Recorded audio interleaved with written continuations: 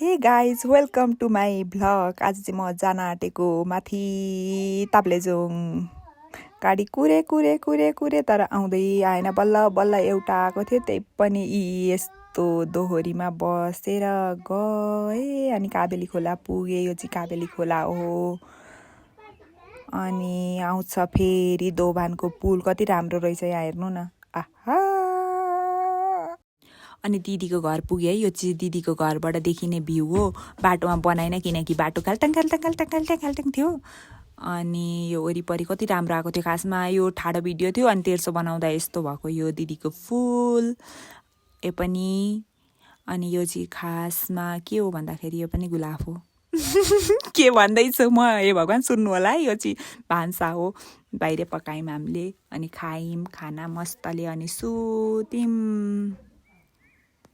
अल्छीवाला vlog चाहिँ भएको छ मेरो भोलि, त्यही पनि कन्सिडर गर्नु होला। अनि भोलि बिहान जुरुक्कै उठेर हेर्दाखेरि त 8 बजिसकेको रहेछ। अनि यस्तो हेरेको उज्यालो उज्यालो आएको थियो अनि यस्तो भ्यू हेरेको त वाउ भएको। आम्मा हेर्नु न त्यहाँ कस्तो सही थियो। यस्तोमा बस्न पाउँदा त क्या आनन्द लाग्दो। अनि त्यस पछाडि मैले कपाल बाँधेँ अनि त्यस पछाडि ब्रस गरेँ ओरे नाटक पारेँ अलिअलि। अनि आज कहाँ जाने भनेर प्लान गर्दै थियौँ, कहीँ आइरहेको थिएन क्या, किनकि मौसम कस्तो भइरहेको थियो, पानी परेको भइरहेको थियो। त्यही पनि आज चाहिँ कहीँ जानै पर्छ भन्ने माइन्डसेट चाहिँ बनाइरहेको थिएँ। अनि फोनहरू चार्जमा लाएँ किनकि भिडियो त बनाउनु पर्यो।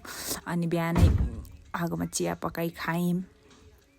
कस्तो स्लो लाइफ क्या, कति आनन्द आइरहेको थियो बस्दाखेरि 2 दिन 3 दिनको छुट्टीमा। आमा अनि त्यस पछाडि चिया खाएर चाहिँ यसो के त्यो दुना टुपाएर मैले बनाउन सिकेको रेडी भएँ। दिदीको कुर्ता लाएर पुरा टपसप लगाएर राम्री भएर अनि गयौँ। त्यहाँदेखि फेरि कहाँ पो जाने भन्दै हिँड्यौँ हौ हामी, बिर्सेँ त मैले त।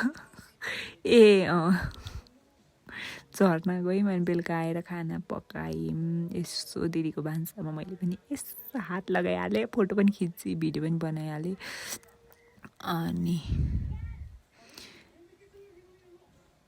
त्यतिन्जेल चाहिँ दिदीले मोही पार्नुभयो, त्यो के पो थियो त्यसको नाम त बिर्सेँ मैले, त्यसमा पार्नुभयो भनौँ। अनि भोलिपल्टको दिन हो है यो चाहिँ। हामी गयौँ घुम्नलाई अर्कै ठाउँ भ्यू टावर। त्यहाँबाट चाहिँ हाम्रो पुर्ख्यौली गाउँ पनि देखिँदो रहेछ कि। उयो होइन, यही होइन, उयो होइन, यो यतापट्टिको चाहिँ यो होइन बाबा, यो पारिपट्टि हो यो ठाउँ चाहिँ। त्यो चाहिँ हाम्रो हजुरबाको पुर्खौली गाउँ हो। होइन, मेरो पुर्खौली हजुरबाको गाउँ।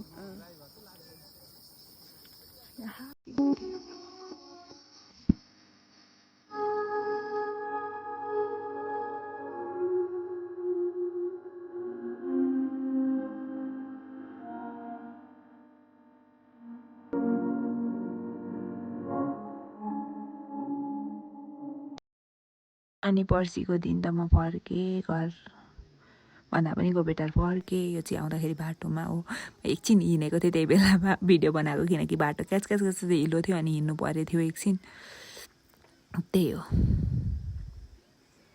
Okay guys, bye bye, see you on next video. आउँदाखेरिको दृश्य हो यो चाहिँ। अब ब्लग बनाउँदै गर्छु, हेर्दै गर्नु होला। See you on next trip.